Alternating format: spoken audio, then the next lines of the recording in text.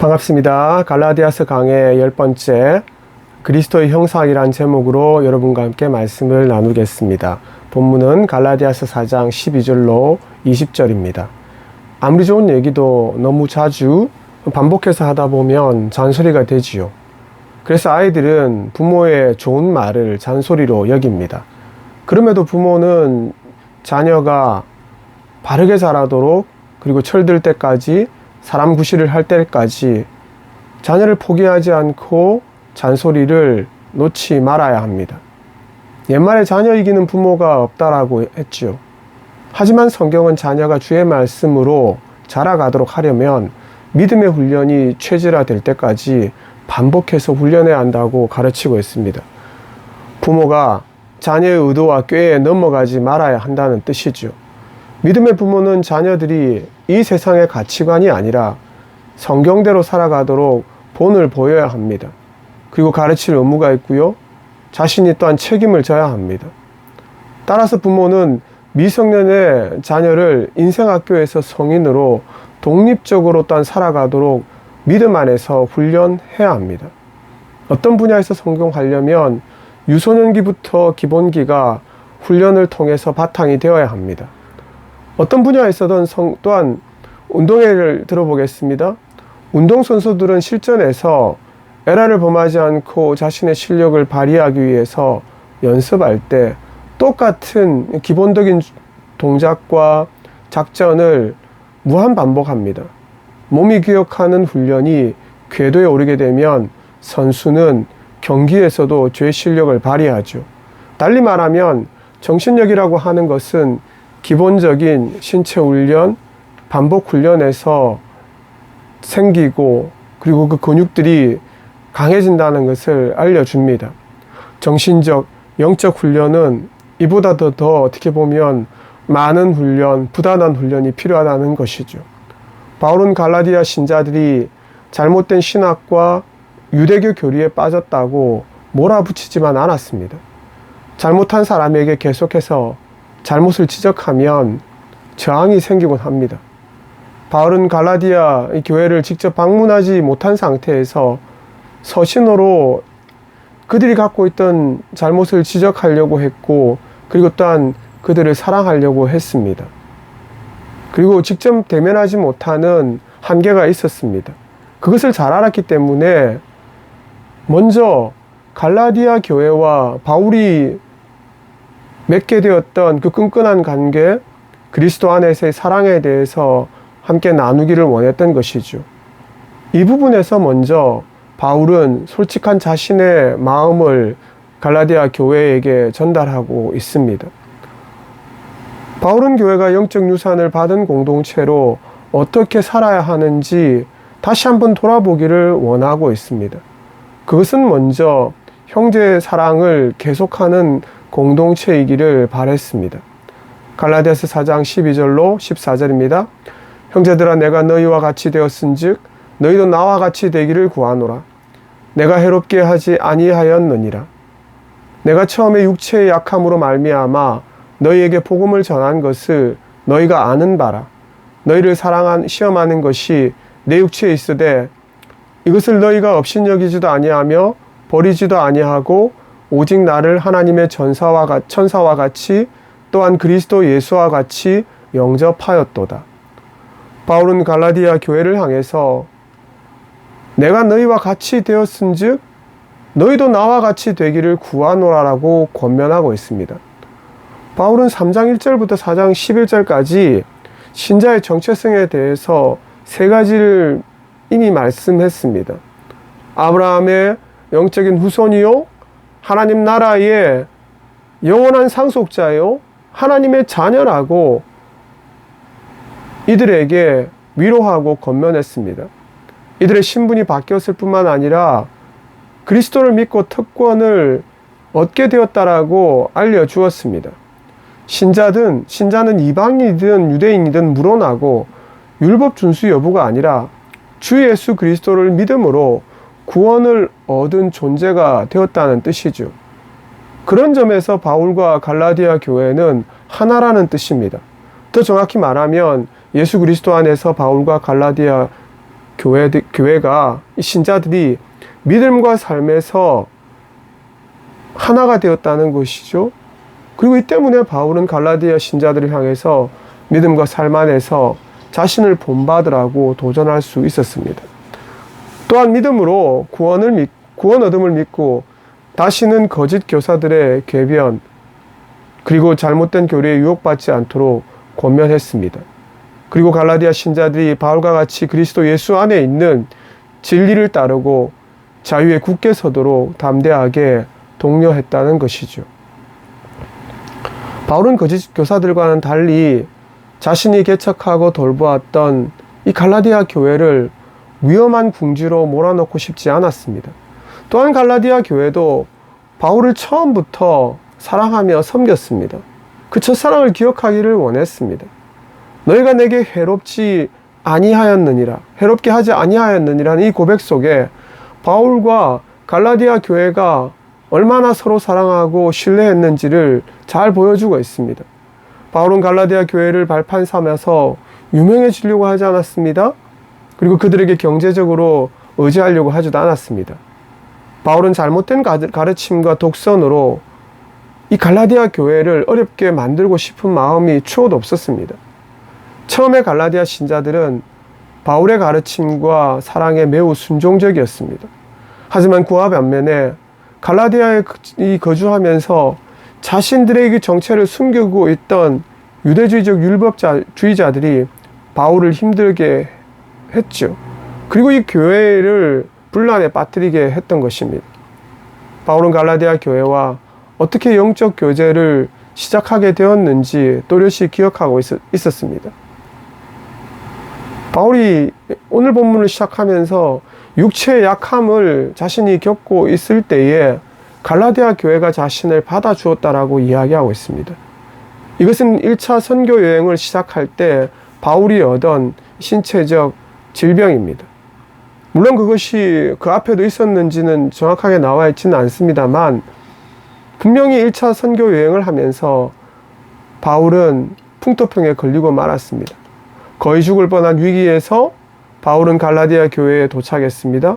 갈라디아 교회는 그런데도 바울을 환대하며 그가 회복하도록 도왔습니다. 초대교회가 순회 전도자들을 잘 섬긴 것은 어떻게 보면 좋은 전통이었습니다. 하지만 풍토병까지 걸린 지도자들을 환대하는 것은 매우 이례적이었습니다. 왜냐하면 초대교회 당시 유대인들은 어떤 사람이 육체의 질병을 갖고 있으면 그것이 육체적으로든 정신적으로든 구분하지 않고 신의 저주, 하나님의 저주, 재앙을 받았다라고 경멸했기 때문이죠.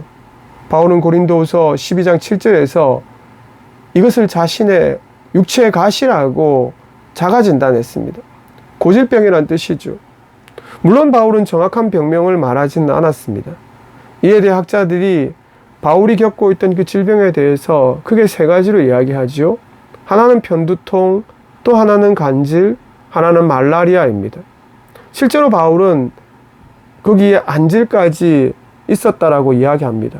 주로 그가 이제 고통스러워했던 부분이 바로 이 안질이죠. 바울이 갖고 있던 이 병을 선천적으로 보는 이들도 있지만 선교여행을 시작하고 제대로 안전이나 위생 상태를 보장받을 수 없는 그 상황 속에서 바울뿐만 아니라 여러 사람들이 풍토병에 걸렸을 게 자명합니다. 그 결과 후유증으로 안질을 바울은 달고 살았다라고 우리는 생각해도 좋을 겁니다. 그렇게 된 시점이 이 바울이 바로 바나바 일행과 1차 선교 여행을 할 때였다는 것이죠. 그 과정 속에 바울의 조카였던 청년 마가 요한은 자신도 그 병에 걸리지 않을까 하는 두려운 마음 때문에 중도 포기하고 예루살렘으로 다시 돌아가 버렸던 것이죠. 바울은 밤빌리아의 버가 지역에서 풍토병인 말라리아로 매우 고생했습니다. 고열도 있었고 두통도 생기고 간질도 동반해서 얻게 되었죠. 당시 의학적 수준 때문에 제때 치료하지도 못했습니다. 그런 상태에서 갈라디아 교회를 방문했고 갈라디아 교회는 바울을 지극정성으로 간호하고 섬겼습니다. 이것을 바울은 잊을 수가 없었던 것이죠. 문화적, 종교적, 정서상 복음을 받는 것, 그러니까 질병을 가진 지도자가 복음을 전하는 것이 큰 시험거리가 될 수 있는 여지가 있었기 때문이죠. 실제로 당시 유대인들은 질병을 갖고 태어나거나 질병이 있으면 신의 저주를 받았다라고 생각했기 때문입니다. 그리고 그 기저에 죄 때문이라고 여겼기 때문이죠. 그런데 놀랍게도 갈라디아 교회는 지병을 앓고 있던, 그리고 풍토병에 걸려있던 바울을 따뜻하게 환대했습니다. 그리고 그가 회복하도록 간호하기도 했습니다. 그를 버려도 무방했는데 그렇게 하지 않았습니다. 갈라디아 교회는 바울을 멸시하지 않았습니다. 그를 주의 사랑으로 돌보았습니다. 그들은 바울에게 배우기 이전에 먼저 건강을 회복하도록 섬기고 사랑했습니다. 바울은 그 사랑을 평생 간직했습니다. 이것은 바울이 갈라디아 교회를 더욱 사랑하고 아끼게 된 결정적인 요인이기도 하죠. 여러 교회들 중에서 어떻게 보면 갈라디아 교회가 자신의 모교와 같다라고 여겼기 때문이기도 했을 겁니다. 그 때문에 따끔하게 이 권면의 말을 아끼지 않았던 것이죠. 바울은 갈라디아 교회와의 이 끈끈하고 돈독한 믿음의 관계, 이 형제 사랑이 다시금 회복되기를 원했습니다. 유대교 율법주의자들로 인해서 자신과 갈라디아 교회 사이에 생긴 불신, 중상노략, 잘못된 신학의 골이 메워지기를 원했습니다. 갈라디아 신자들 중에 이 일부는 그들의 해우책에 넘어가 버리고 어떻게 보면 버렸다라고 생각할 수도 있습니다. 이를 두고 바울은 가만히 두고 볼 수 없었던 것이죠. 그들이 펼친 그 신학적 주장이 이미 베드로나 바나바도 유혹에 넘어가게 할 만큼 역사적으로 신학적으로 설득력이 있었기 때문이죠. 하지만 바울은 타협하고 싶지 않았습니다. 갈라디아 교회를 향해서 그리스도인들이 지닌 정체성, 형제사랑을 기초로 하여서 다시금 일어나기를 원했습니다. 하나 되기를 원했습니다. 그리고 교회를 향해서 주의 복음 안에서 인내하고 용납하라고 권면하고 있습니다. 갈라디아서 4장 15절로 17절, 너희의 복이 지금 어디 있느냐? 내가 너희에게 정언하였노니 너희가 할 수만 있었더라면 너희의 눈이라도 빼어 나에게 주었으리라. 그런즉 내가 너희에게 참된 말을 함으로 원수가 되었느냐? 그들이 너희에게 대하여 열심 내는 것은 좋은 뜻이 아니요 오직 너희를 이간시켜 너희로 그들에게 대하여 열심을 내게 하려 함이라. 바울은 신자가 얻은 진정한 구원의 복을 마다하고 다시 율법주의로 돌아가려고 했던 갈라디아 신자들을 향해서 책망했습니다. 바울과 갈라디아 교회는 처음에 믿음 안에서 매우 사랑했고 서로 돈독했지요. 그런데 율법주의자들, 곧 거짓 교사들이 퍼뜨린 잘못된 교리 때문에 영적 균열이 생기고 말았던 것이죠. 이렇게 된 상황을 매우 아프게 여겼습니다. 갈라디아 교회는 예수님의 십자가 사랑으로 얻게 된 무한하신 구원의 은혜를 회복할 필요가 있었습니다. 그런데도 이들이 이 복을 그냥 하찮게 여기고 가볍게 여겨서 잘못된 가르침에 넘어가려고 했던 것을 바울은 두고 볼 수 없었던 것이죠. 왜 그랬을까요? 율법이 아니더라도 이미 갈라디아 교회는 로마 제국의 압제 속에서 매우 힘겨운 삶을 살고 있었습니다. 막대한 세금 때문에 가계 재정이 위협받았고요. 황제 숭배를 종용하는 신앙생활, 그것이 시작되었기 때문에 그 자체도 매우 위험한 상태였습니다. 아마도 유대주의자들이 이야기하는 유대교로 넘어가게 되면 유대교가 이미 폈던 그 회유책 때문에 안전하게 종교 생활을 할 수 있게 될 것이라고 여겼는지도 모릅니다. 유대인들은 이미 소아시아 지역에서 경제적 지위를 확보하고 있었습니다. 반면에 기독교인들은 소수였고 그런 발판을 마련해 두고 있지는 못했기 때문이죠. 그것이 어떻게 보면 유대주의적 율법주의자들이 기독교인들을 회유하고 자신들의 공동체로 끌어들이는데 좋은 동인이 되었다라고 볼 수도 있겠지요. 그러나 그곳에 들어가게 되는 순간 아차 하는 마음이 들게 되었을 것입니다. 이단이나 사이비에 빠지는 이들은 반드시 사랑을 잃습니다. 사나워지고 거짓 교사에게만 굴종하도록 훈련받죠. 그리고 타인을 경계하고 의심합니다. 실제로 갈라디아 교회가 율법주의자들의 거짓 복음을 듣고 그것에 현혹되고 일부는 이미 배도하기도 했지요. 바울은 그것을 경계하려고 했습니다. 바울은 안타까운 마음을 애써 표현하고 있습니다. 그러니까 눈이라도 빼어줄 만큼 갈라디아 교회가 그를 사랑했는데 이제는 어떻게 보면 냉랭한 기류가 바울과 갈라디아 교회 사이에 생기게 되었던 것이죠. 바울을 원수처럼 심지어는 여기게 되었습니다. 영적인 지도자를, 영적 아비를 배척하려고 했던 것이죠. 무엇보다 바울 자신이 아니라 바울이 전한 복음을 이들은 거부하려고 했던 것입니다. 그럼에도 바울은 갈라디아 교회를 끝까지 사랑하고자 했습니다. 그리고 복음 안에서 다시 세우기를 원했습니다. 유대주의적 율법주의자들은 갈라디아 교회와 이 바울의 사랑과 신뢰를 시기하고 질투했습니다. 무엇보다 이들이 복음 안에서 그리스도의 몸으로 하나 된 사실이 매우 싫었습니다. 율법주의자들은 갈라디아 교회와 바울 사이를 이간하여 그들을 따르도록 끊임없이 유혹했습니다.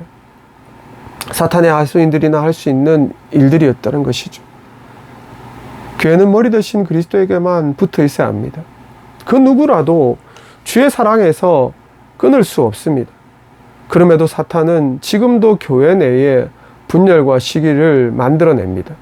좌절을 만들어내고 절망을 만들어내고 비교의식을 만들어내고 목회자와 신자 간에, 신자들 간에 불신을 조장하고 사랑을 없애고 이간질하게 하지요. 그런 때일수록 교회가 기억하고 붙들어야 할 것은 바로 복음입니다. 주의 십자가 복음 안에서 우리가 하나 되었다는 것을 기억하며 인내해야 할 것이죠. 복음 외에는 교회가 하나됨을 유지할 수 있는 비결이 없습니다. 십자가 복음 때문에 목사가 존재하고 신자도 존재하고 그리고 우리가 얻게 된 우리의 영원한 신분이 있다는 것을 기억하십시오. 그 어떤 것도 앞서지 말아야 합니다. 목회자나 신자나 하나의 목표를 향해 사랑으로 인내하며 섬기는 일에 집중해야 할 것입니다. 그것이 무엇입니까? 그것이 바로 갈라디아서 4장 18절에서 20절에서 말씀하고 있는 그리스도의 형상을 이루는 삶입니다. 종은 일에 대하여 열심으로 사모함을 받음은 내가 너희를 대하였을 때뿐 아니라 언제든지 좋으니라.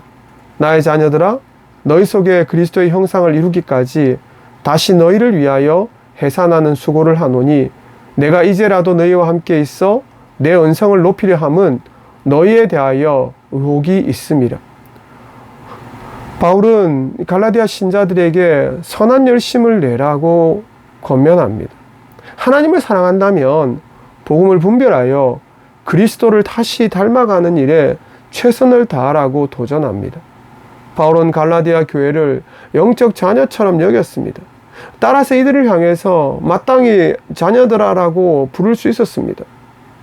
바울이 안질과 말라리아에 걸려가면서도 갈라디아를 방문하고자 했던 이유는 이들을 복음으로 훈련하기 위함이었지요. 고난 중에도 불구하고 갈라디아 교회가 영적 재생산을 감당하기를 원했기 때문입니다. 바울은 이방인 선교를 위해서 그것 때문에 해산하는 수고를 기쁘게 감당했습니다. 죽음을 불사하고 복음을 전하는 일에 헌신할 수 있었던 것이죠. 바울은 결코 자신의 출세와 유명세를 누리기 위해서 선교 여행을 수차례 감행했던 게 아닙니다.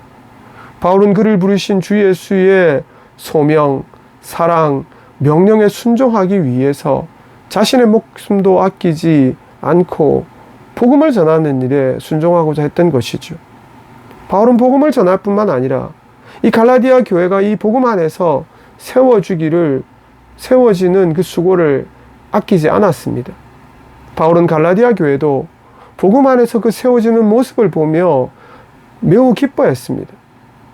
모든 신자들의 속에서, 그리고 전인격 속에서 바울은 글들을 통해서 그럼에도 최우선 순위가 빛나기를 바랐습니다. 그것이 바로 그리스도의 형상을 이루는 일, 저와 여러분 모든 신자가 소망해야 하는 최종 목표라는 것이죠. 신자는 신의 성품을 갖추기 위해서 낮아져야 합니다. 때로는 자신의 기대와 욕심이 생길 수 있습니다. 그것을 내려놓고 예수를 닮아가는 일을 최우선으로 삼아야 합니다. 교회가 예수의 성품과 순종을 본받고 따른다면 그 공동체에 새로운 신자들이 들어오더라도 자연스럽게 주의 성품을 닮아가는 우선순위를 두게 될 줄로 믿습니다. 바울은 갈라디아 교회가 이방인 선교의 모델이 되기를 바랐습니다. 그 중심에 바로 그리스도를 닮은 제자들이 그 교회 속에, 갈라디아 교회 속에 넘쳐나기를 원했습니다. 이 때문에 바울은 갈라디아 교회를 다시 방문하려고 했던 것이죠. 그것 외에는 다른 길들이 없었습니다. 어떻게 보면 재교육과 같은 것이죠. 재훈련입니다. 제자 훈련을 할 때 한 번 받는다라고 어떻게 우리가 모든 것을 기독교의 진리들을 다 알 수 있겠습니까? 끊임없이 복음 앞에, 말씀 앞에 자신을 세우며, 그리고 설교라든지 훈련을 소그룹을 통하여서 우리의 모난 부분, 우리의 깎여질 부분, 우리의 기질, 우리의 습관들을 그리스도를 닮아가도록 훈련하고 채찍질해야 합니다. 그것 때문에 바울은 직접 대면해서 갈라디아 교회를 보기를 원했던 것이죠. 신자들이 추구해야 할 영적인 목표, 최상의 목표는 그리스도의 형상입니다. 그것이 바로 성경이 우리에게 알려주는 우리가 가야 할 목적지입니다. 성부 하나님이 주의 자녀로, 아브라함의 영적인 후손으로, 하나님 나라의 상속자로 저와 여러분을 얼마나 사랑하시는지 우리는 성경을 통하여서, 복음을 통하여서 알 수 있습니다. 바울은 그런 사랑으로 갈라디아 교회를 향해서 복음을 전했습니다. 신자가 예수님을 잘 믿게 되면 분명히 예수님을 닮아가게 되어 있습니다. 율법이 그것을 가능케 하는 것이 아니라 율법 속에서 구원과 사랑, 하나님의 사랑을 보여주신 그리스도를 닮아갈 때에 우리 안에서 일어나는 일이 바로 예수의 형상임을 기억하십시다. 주의 사랑으로, 그러므로 우리는 형제를 사랑하고 때로는 잘못된 신학과 이념에 빠져 있다가도 다시 회개해서 돌아오게 될 수 있습니다. 그리고 그런 이들을 인내하며 품을 수 있을 수 있습니다. 그리스도의 형상을 이룰 때까지 성화의 길을 걸어가는 신자들이 되기를 열망하십시다. 지금도 주님은 교회를 향해서 이 바울이 꿈꿨던 교회로 우리 신자들도 변화되기를 원하고 있습니다. 여러분의 생각과 말과 행동 속에서 그리스도의 형상이 드러나고 있는지 한번 돌아보십시오. 바울이 지녔던 이 사랑의 마음이 여러분 안에서 넘쳐나고 있는지 돌아보십시오. 갈라디아 교회가 처음에 보여주었던 형제 사랑의 마음이 우리 안에 남아있는지 돌아보십시오. 우리는 그렇게 변화되어야 합니다. 형제 사랑, 인내하는 믿음, 더 나아가서 그리스도의 형상을 우리 속에서 반드시 담아내겠다는 철저한 순종, 이것을 통해서 하나님의 자녀임을 드러내는 저와 여러분이 되기를 소망합니다. 우리는 주의 나라의 영원한 상속자입니다. 영적 아브라함의 후손이고요, 하나님의 자녀입니다. 그것을 바라보며 주님을 닮아가는 더암교회 교우들 그리고 신자들이 되기를 소망합니다.